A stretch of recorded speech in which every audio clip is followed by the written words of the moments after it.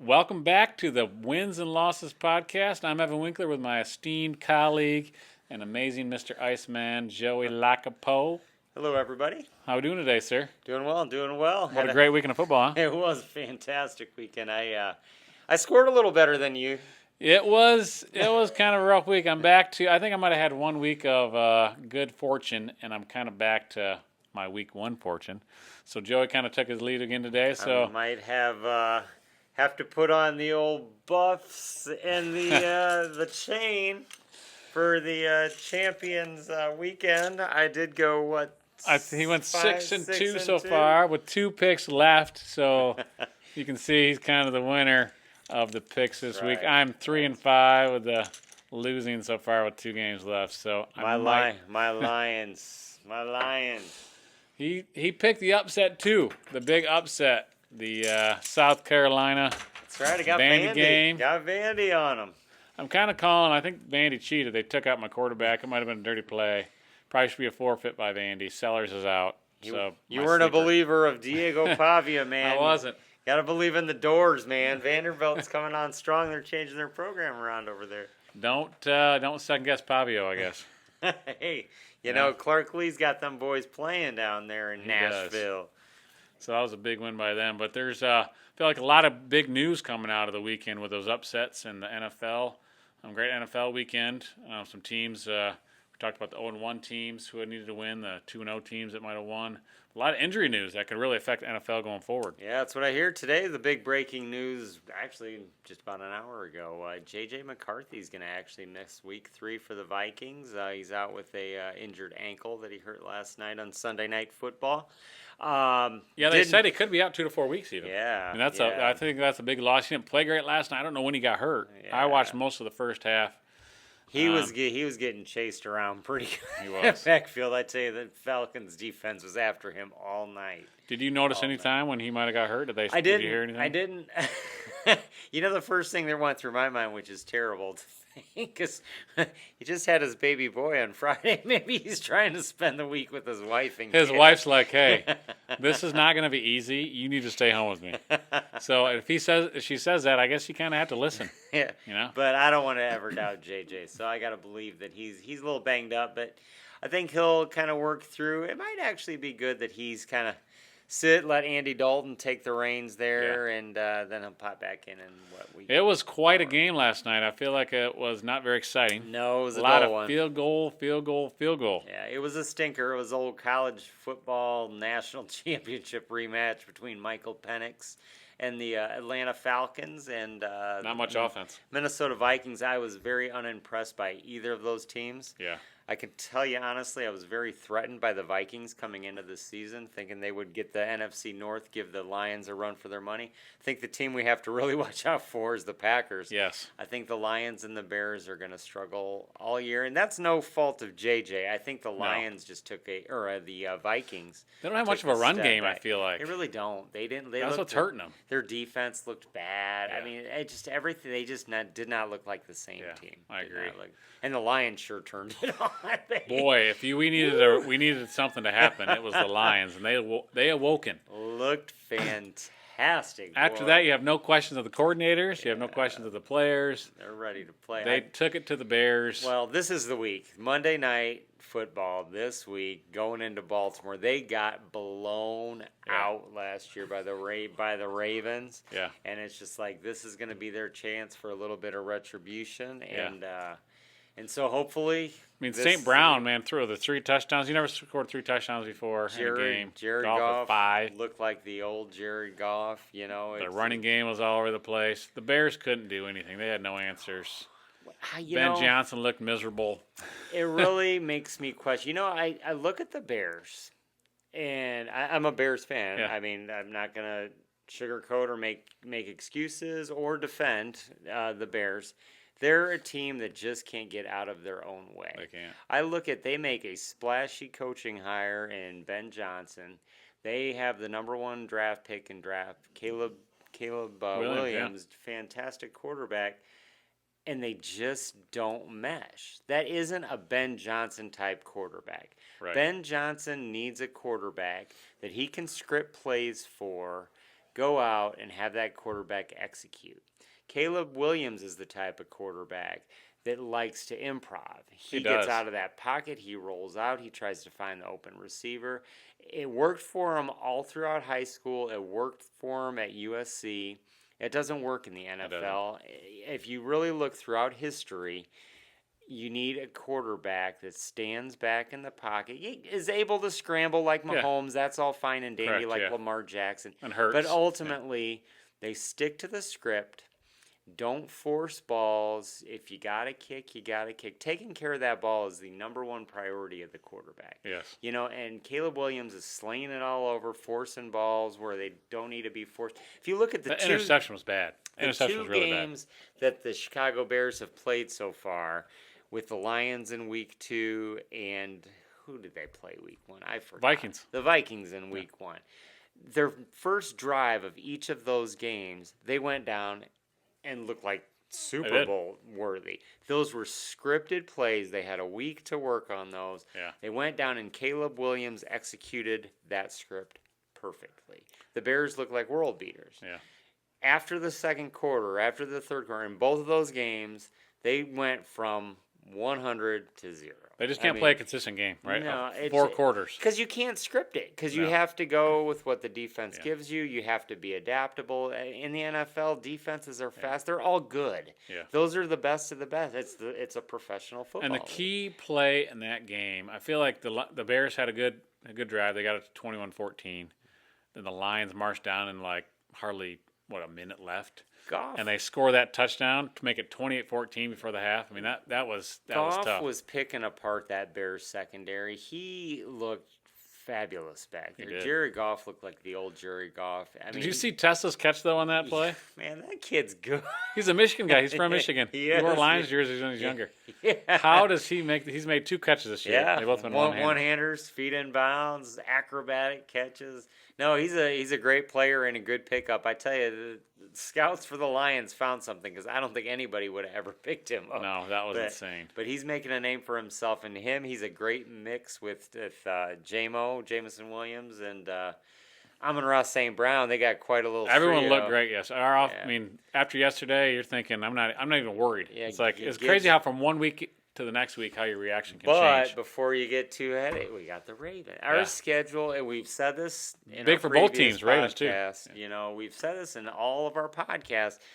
The Lions' schedule is brutal. Yes. So don't get too high, but don't get too low. After week 1, we're thinking, oh gosh, this season might be different. The Packers are good. It was a tough game. Week 2, the Bears were coming in. Lions had a lot of pressure to win. First game at home. They looked fantastic. So don't get too high. Don't get too. Just stay. They're going to be fine. Win the games you got to win, right? Yep. I mean, that's pretty much what it comes down to. 100%. I feel like that's and their schedule might not be as tough now. A couple weeks into that NFL season, the Chiefs might not be the Chiefs. Right. The Bengals might not be the Bengals, which gets us to our other breaking news of Joe Burrow being sidelined for, 4 to 6 months? Missed 3 months. Toe surgery. 3 months for toe surgery. Yeah. So the Bengals, I think, might be toast. Yeah.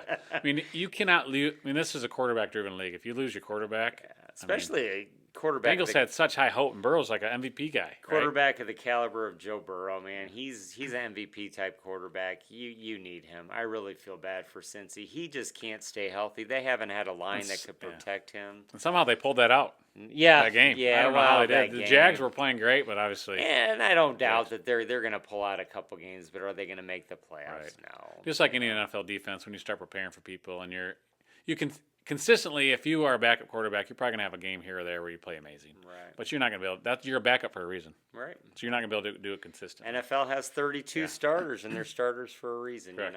But and another quarterback, I saw that Daniels has a knee injury. Oh, Jaden. He might miss some time. Wow, that's big for Washington. Yeah, that's really huge for them. Yeah. And the Bears starting cornerback, who's probably their best defensive player, he's out indefinitely. They don't know when he's going to be back. I'm afraid that's huge for them because I saw some covering that he did in that game, and it was pretty good. I'm afraid for the Bears. I know they were my sleeper playoff pick this year, them and the Dolphins.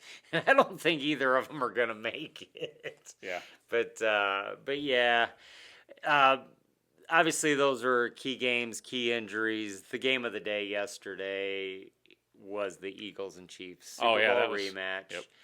Eagles flexed on them again. Yeah. I know you hate to hear this being a Kansas City Chiefs fan. Painful watching that game, some of it. But I do think the decline is happening. I think everybody can see it. I saw a lot of frustration from Kelsey. I saw Mahomes scrambling around.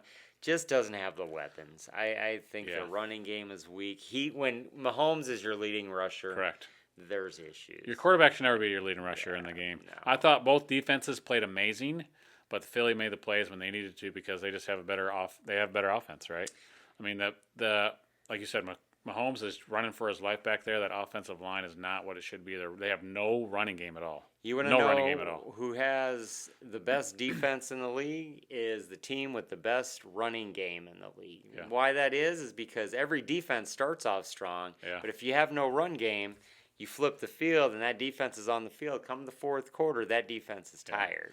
So, and if you saw those stats, like Barkley he only got 86 yards. Hurts only had like 95 yards passing, but I mean they made the plays when they need to. And the Chiefs, Kelsey literally dropped a ball at the 2-yard line. Yeah, I saw it. An interception. That's a key turning point right there. And then the Philly marches down and scores. The old tush push. The old tush push. Yep. So it was a bummer for my Chiefs. I feel like they just got to somehow hang on until they can get Ray Rice and Worthy back because they just don't have the wide receivers. When you're passing it to Smith-Schuster and Thornton are your top guys, you're in trouble. I know you don't want to hear this, but I don't even think that's going to matter. They need to get a running game. Yeah, they do. You look at the Chiefs' glory days. That O-line has to. When that O-line was churning and they had what is that? Hilaire, the LSU kid running. Hilaire was pretty good. And who else? They had another. Even Pacheco a couple years ago. I mean, the last 2 years they've had the year two when they won that first Super Bowl, those two Super Bowls, they had a good running game. Yeah, you gotta have running game with defense because then you have play action. It's going to open up all those passing lanes for your quarterback. You know what I mean? I mean, Mahomes can't win them all. I mean, the thing is you even look at when the Patriots had their heyday. You know, obviously they had the MVP, the GOAT, Tom Brady. He had a hodgepodge of receivers, but they always had consistent. They had Curtis Martin for the longest time churning out back there. And they had a consistent, strong line. I feel like they had one of the best offensive line coordinators. Protected Brady when he went back to pass. Line coaches ever. And opened up holes for the running backs, no matter who it was. It was running back by committee, but they had a run game. And that was like a Belichick staple. And in the NFL, just like in college, you get those cold weather teams. You can't. This is not a pass happy league when it's minus 10 degrees in January and you're outside in Buffalo or Philly or Chicago or wherever it is outside. Not all of them have domes, so they got to be able to run the ball. So running game is key. And I think Kansas City is going to regret getting rid of some of their key. When you look at the 0-2 teams, Joey, I'm going to list some here. Who are you most concerned about that when we might have talked about playoff hopes in the beginning of the year, it's probably done for them. The Jets are 0-2. I don't think we've thought of them. We got the Dolphins 0-2. We got the Chiefs 0-2. We have those are the main 0-2 teams. There's the Panthers, the Saints. I don't think and the Bears. We have the Texans, who's 0-1. They play tonight. I think it's a big game for them. The Titans and the Browns. I don't see any of those teams making the playoffs, but pretty much it comes down to the Dolphins and the Chiefs. When it comes down to those 0-2 teams, who do you think has the best chance, possibly, to make the playoffs out of those two? Well, it's really funny because I picked the Dolphins and the Bears to make the playoffs. I did not. I guess the Bears too. Yeah, I did not pick the Chiefs to make the playoffs. So I would be more concerned with my Dolphins or Bears than I would the Chiefs. Although obviously. The schedule's probably harder for the Chiefs, but history suggests the Chiefs are a stronger playoff team, that they're most likely to make the playoffs. I do think the Chiefs are gonna settle in. They're gonna find ways. I mean, they're gonna win games. They're probably shouldn't, whereas the Bears will just wallow. I do think the Dolphins are going to start picking up some wins. I do think their schedule's a little easier along the way just because they haven't traditionally been as strong as the Chiefs. Other than that, I don't think the Saints. I don't think none of those other teams. They have a chance. I don't think the Giants. The Giants play the Chiefs this week of the 0-2 I think it mainly comes down to those three big teams we talked about. And then who's the most surprising undefeated team you got so far. Without a doubt, Indianapolis Colts. There You you don't go. even. I figured he was going to say that. That's what I was thinking too. They got Shocking. lucky upon lucky yesterday to get that last-second field goal, beat the Broncos. I'm stunned. The Colts. I thought that they could possibly be the worst team in the NFL, and they're 2-0 right now. Yeah. So the fact that they're 2-0, good for them. Totally. Good for the Colts. I'm happy for them. Happy for my family. I know I had family that lived in Indy. They since moved to Carolina. They're huge Colts fans, and I'm happy for them, and their team is doing well. Yeah. But that team has nobody, and they're probably going to get rid of. I've been hearing rumors that Anthony Richardson's might get picked up by the Bengals or one of these teams with the injured quarterbacks that might go out there and that need a quarterback right now. Maybe look at Shador. But yeah, maybe. Look at Sanders, baby. He turned down the Ravens from what I understand. Which makes sense. I understand if you're going to start, but so that's some big news. NFL. We're going to kind of shift gears to college football. Yeah, I mean, first we got to start before Joey gets on his rant. We got to start with Wolverines. Looking good. Joey man. was there. He made sure that they got off to a great good. start. He was talking to the guys up top in the booth to get. But their offense, I know it was Central, but their offense game plan looked totally different than the first 2 weeks, for sure. We looked good. They opened the offense up. Let Bryce sling it around. Opening play of the game, he threw it 60 yards. Should have been picked, but wasn't. That's all right. We still mounted a drive. It got 7 on the board and just kept the train rolling. They let Bryce get loose with his legs. He had 118 yards rushing. He had over 200 yards passing. I mean, that offense was churning. Beat Central 63-3. Biggest victory Michigan's had since 2020, I believe.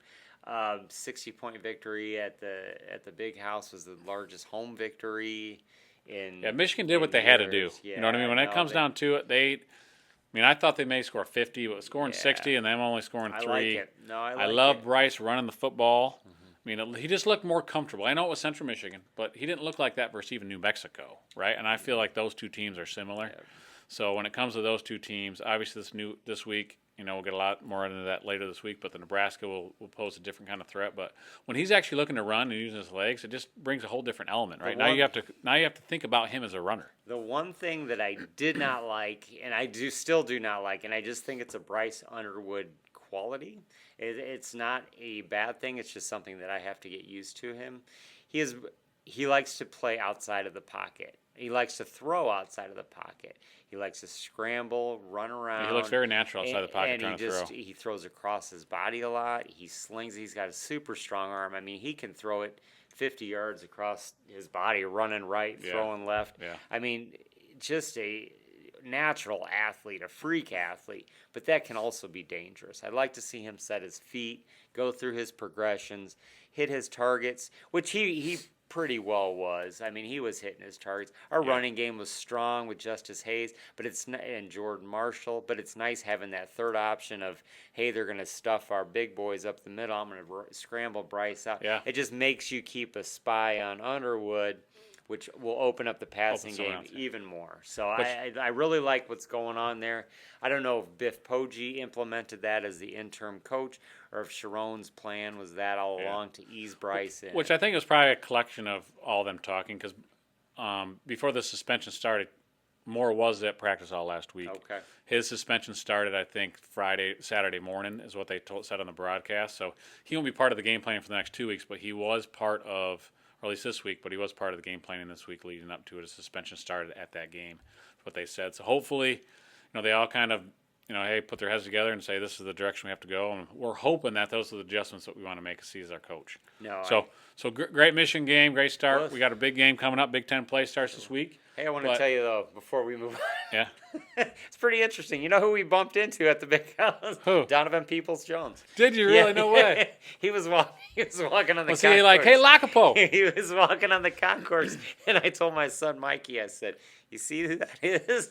He's like, who is that? I said, it's DPJ. Look at his chain. And he was actually talking to somebody, or I would have stopped and asked him to take his picture of my son. But it was pretty neat. I just figured I'd that's cool. Beautiful day for a game. Sure, some good eating and a good day with the family. But we had some great games, some big upsets. I feel like A lot of people picked Clemson to win it all. Yeah. But, man, after this week, I'm really questioning Clemson's quarterback, their offense. Maybe Georgia's a different team than we think, but King was king. Clemson might be in the same scenario as the old Irish. Yes. And we're going to talk a lot about them here in a minute. But they don't have a lot of meat on their bone left. Clemson will get the ship righted. I do think Dabo's a great coach, and I do think he's going to get that team straightened out. I just don't know what's on their schedule that's going to justify them being a playoff team. Their only hope is to win their conference. Yeah, and they don't play Miami or Florida State. So I don't even know. Right. They have to hope for losses along the way and hope for Georgia Tech to stumble because they just beat them. And, yeah, it's going to be a tough road to hoe for Clemson to get in. Then that other big upset, which Joey picked, by the way. Vandy, South Carolina. Oh, not that one. The other one. We'll get to that one in a minute. That wasn't as big of an upset. But Vandy, South Carolina was a big upset, I feel like, I this did week. pick that, though. South Carolina, I feel like a lot of people are talking about South Carolina as, especially as a sleeper pick in South Carolina. We love Beamer. Great coach down there. They got a great quarterback, Sellers. He went out in the game. So that really hurt them. But Vandy really showed some grit, and they got that win, so that was big for them. Vanderbilt's really turning their program around. I know we touched on it earlier in the show. Clark Lee, Jerry Kill, they really have something rolling down there. I think they've truly invested in their football program. I know they've put a lot of improvements in their stadium.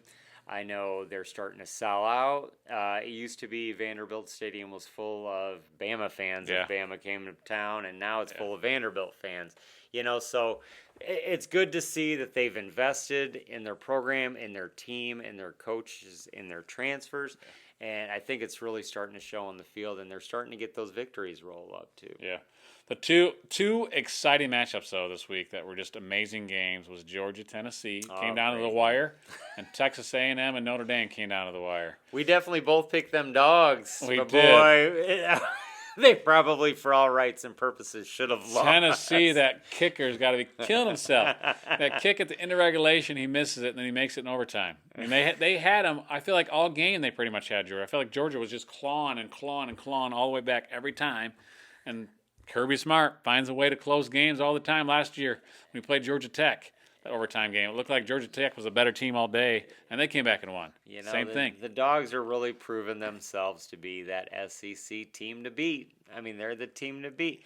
If I were to have told you at the beginning of the season that the two teams to look out for in the SEC are Georgia and Texas A&M, not Texas, but Texas A&M. LSU. Or LSU. LSU could be there. But Texas A&M with the monster win in South Bend, who I once again picked for you. Yes. How about that one coming in and knocking off the Irish? I'm glad Joey was right on this one. That was a good pick by him. I definitely thought that as soon as Notre Dame blocked that punt, the first series, I thought for sure Notre Dame was going to have the momentum and they were just going to win. But Texas A&M coming to Notre Dame showed some grit, comes down to the very end. Notre Dame is 0-2. How do you feel about their playoff chances now? I feel like that is not good. And they're ranked this week. Well, let me tell you. I could literally talk a whole hour on this. I won't do it. Joey's got a couple minutes here. That's how long we're going to let him talk. I'm going to vent and do it cleanly. I'm not going to. But I feel like their playoff chances should not exist at this point. And a two-loss Notre Dame team who's not in a conference, that doesn't have to go through the conference gauntlet or have to play a conference championship game, does not deserve to get in the playoffs, regardless of who else is eligible.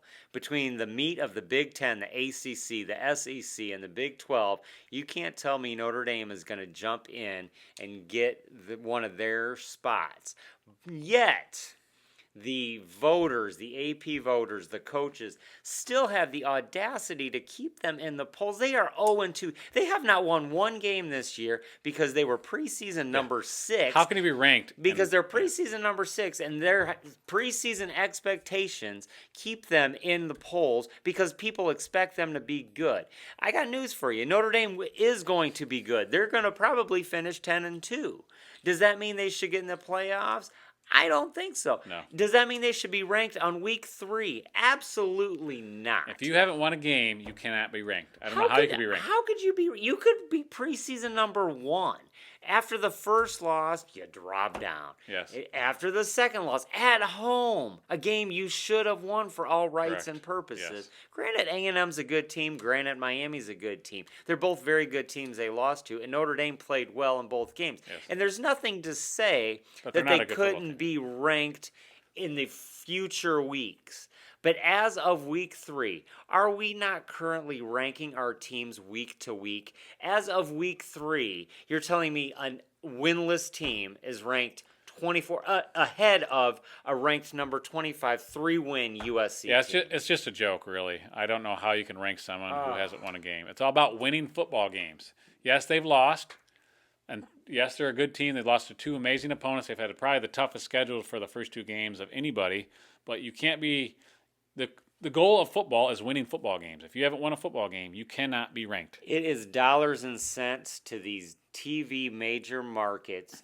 They are all about the money. They know Notre Dame brings in viewers, eyeballs. Yeah. Eyeballs bring in dollars. They want to keep Notre Dame's name on that screen. They want to keep these matchups when Notre Dame plays Arkansas to be juicy, or when they play USC to be a ranked matchup, or when they play Arkansas or Boise State or whoever it may be. They don't have any meat on that schedule to justify moving on up. You're telling me a 2-1 Michigan team is 3 spots higher than a winless Notre Dame team? Get out of here.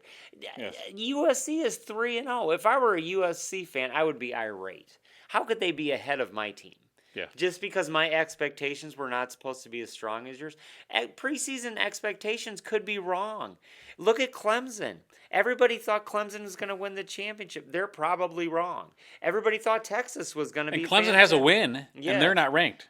Yeah. They're 1-2, and they're not ranked. Yeah. I mean, So how does that make sense? Everybody's expectations of Texas. Texas, preseason number 1, Arch Manning, Heisman Trophy candidate, blah, blah, blah. But they got a lot to figure out before they. Terrible. Yeah, they do look but terrible. yet they're ranked number, 7. You know, they have a loss. I mean, and then you have teams that are just blowing teams out of the water, like Oregon should be up there. Miami should be up there. Ohio State should be up there. Yes, I said Ohio State should be up.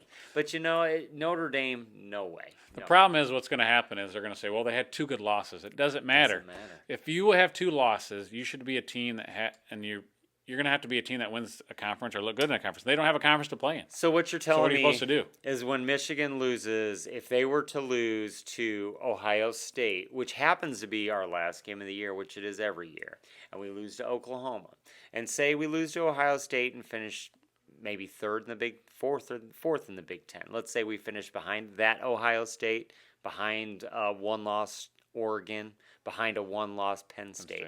So you're saying that a 4th-ranked 2-loss Big Ten team is not going to get in to the 12-team dance because Notre Dame's 2 losses were to Miami and A&M. Michigan's would be to Oklahoma and to Ohio State. Whose 2 losses are better or worse? Right. Oh, well, Notre Dame's were back in September. It doesn't matter. That's when their hard games were on the schedule. Yeah. So I don't like anything about that. I don't like me neither. anything about it.